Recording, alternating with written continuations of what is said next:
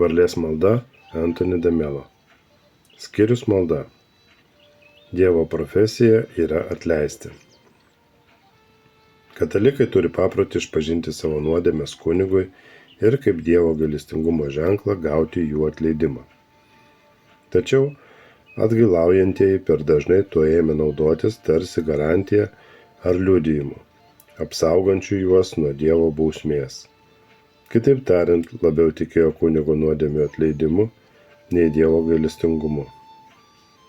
Tokį išbandymą, jau gulint mirties patale, teko patirti ir Italijos viduramžių dailininkui Peruginiui.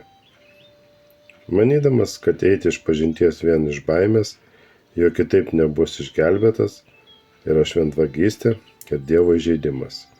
Jis to nedarė. Jo žmona, nežinodama apie tokį savo vyro nusiteikimą, kartą paklausė, ar jis nebijo mirti be nuodėmių atleidimo. Perugini atsakė, pasvarstykime taip, mieloji. Mano profesija tapyti. Ir aš esu puikus dailininkas. Dievo profesija yra atleisti.